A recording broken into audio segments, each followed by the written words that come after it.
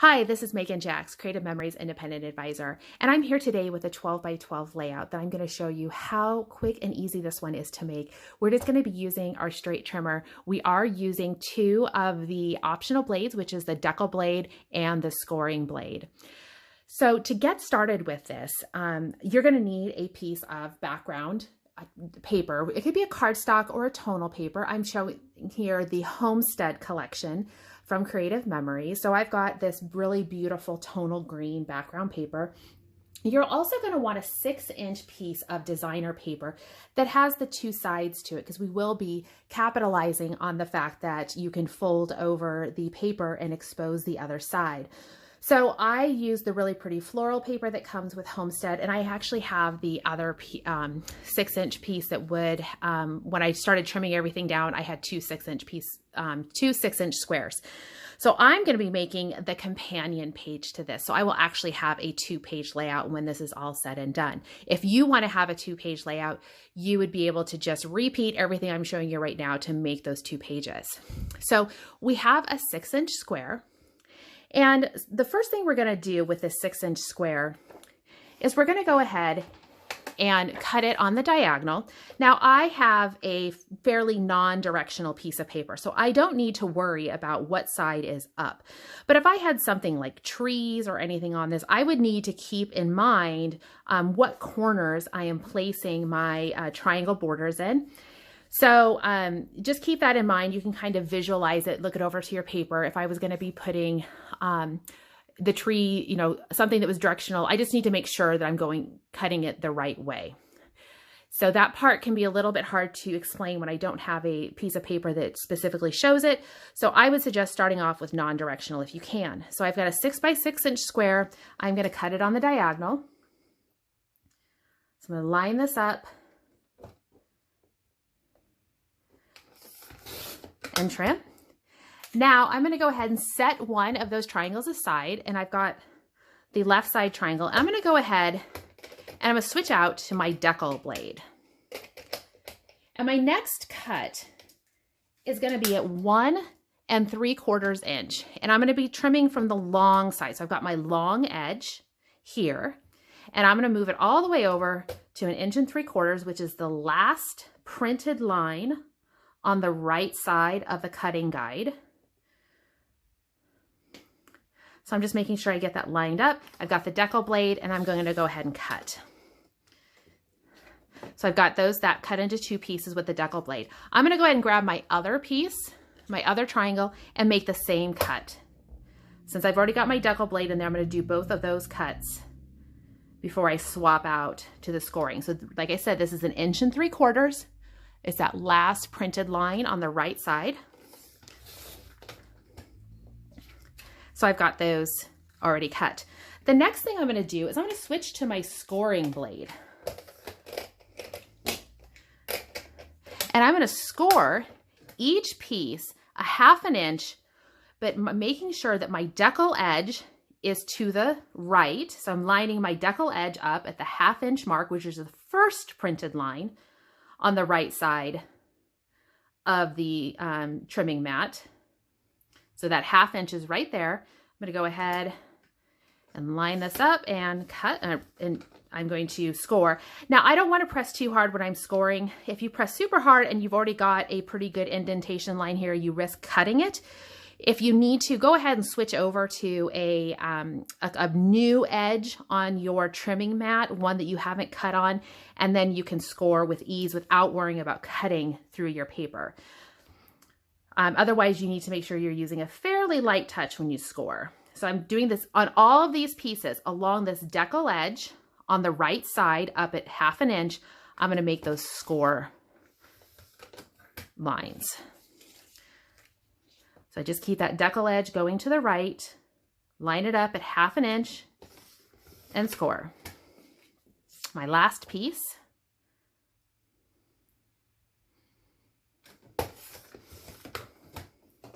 And I've got all 4 of those scored. So I'm going to set my trimmer aside for now. And I'm going to grab my background piece of paper. I've got this lovely green background piece. I'm gonna get ready. I'm gonna go ahead and I'm gonna fold my triangle pieces. And I'm gonna use my multi-purpose tool on this flat edge and just help get that score line, that fold line nice and flat. I want it to have a little bit of dimension, so I'm not going to adhere that flap down, but I do want to make sure that it stays folded open. One last piece here. The other thing I need to do, as you can see on these smaller triangles, I have an overhang. I need to go ahead and trim that off. So I'm gonna grab my scissors, fold it so I can see the back edge, and cut off that triangle. And I do that on both of these smaller triangles.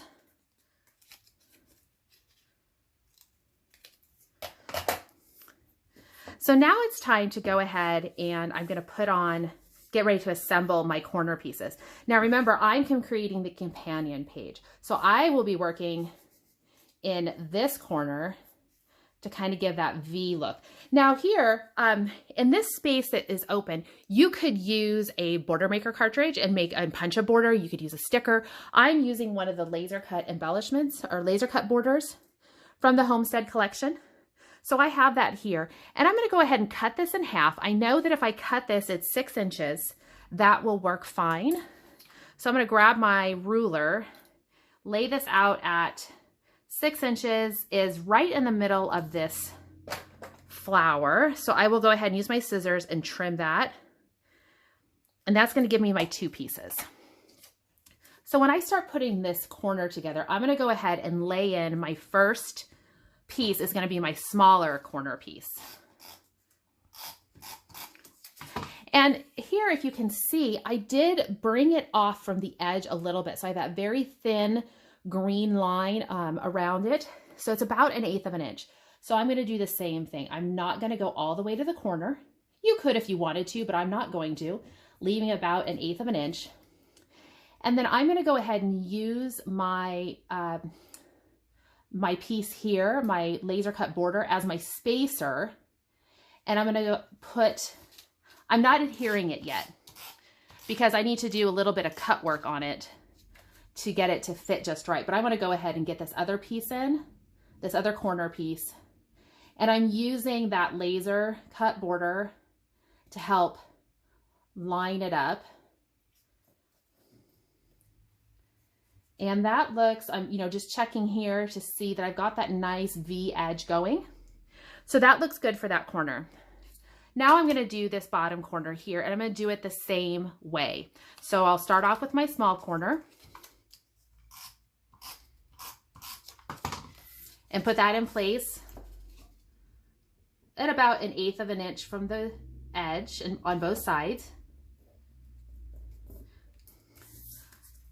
Put that laser cut border in there just to help with spacing.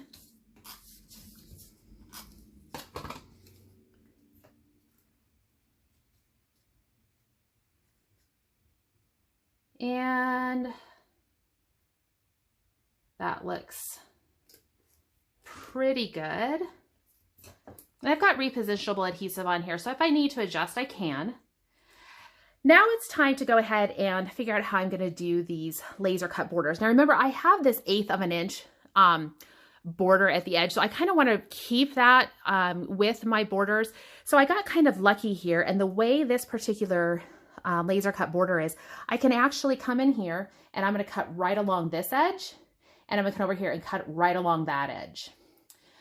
And that should allow me to have a nice angle that is finished. So I'll go ahead and do my best to cut the border in a manner that makes sense. So I've got that nice straight edge there, and I can do the same thing on this one. Just cut off those extra bits of the flowers, and that'll fit right in there.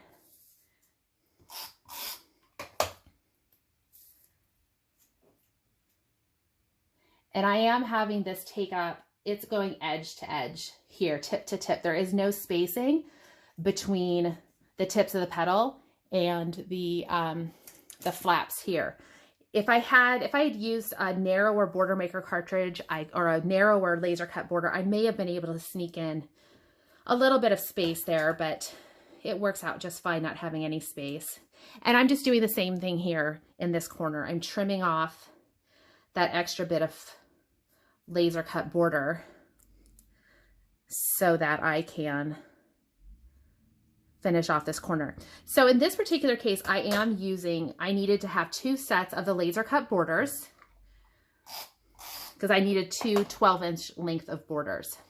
I could have used different borders in each corner, or used different borders in the corners if I only wanted to use one package, but I really thought that it looked nice. And I do have a tendency to buy 2 packs of each of the laser cut borders because I like being able to match them up if I want to. So right now you can see on the other side here, I used one of the laser cut embellishments and I cut some mats. These are 2 4x6 mats. If you have the old cinnamon cardstock, the cinnamon looks really, really pretty. You could use tonal paper from the Homestead collection, would make nice mats.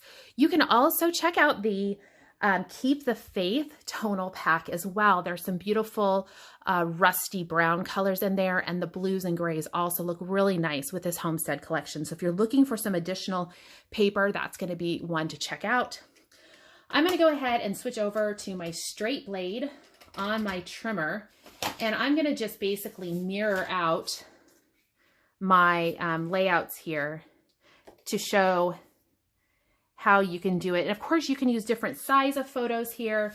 I'm going to go ahead and give this one last piece of this pretty decorative paper to cut it down to a 4x4. And you can see here how this can all start to take shape using 2 pieces. So I did show it in the beginning with just one side of the paper done, and it does make a lovely single page layout. But you can easily carry this over to 2 pages and get yourself a 12x24. It has that nice V shape. You can kind of mess around with it. You could take each of these corner borders and have them at opposite corners if you wanted to frame things out a little bit differently. We started with a 6x6 square. If you start with a slightly smaller square, like a 5x5 or even a 5.5 by 5.5, you'll not quite overlap here in the middle. With the 6x6 square, we're going to have more of a tendency to meet right in the middle. A 5x5 or 5.5 by 5.5 would allow you to have a little bit of gap here on the side, which might be nice. So the big technique that I really wanted to showcase was using that decorative blade to cut the corners and then to fold it back and use this space in the middle to fill in with one of your border maker cartridges, a sticker border, a laser cut border. You could just have a decorative piece of paper that shows through there. So thinking of using those decorative blades, use the scoring blade to help make those folds nice and crisp. And you've got yourself a pretty easy layout to put together. All said and done, if you don't worry about the mats, I use a total of a 6x12 inch piece of paper to make our decorative borders. So I hope you enjoyed the video. If you go ahead and make a version of the layout, please share it. I would love to see it. Thanks for watching.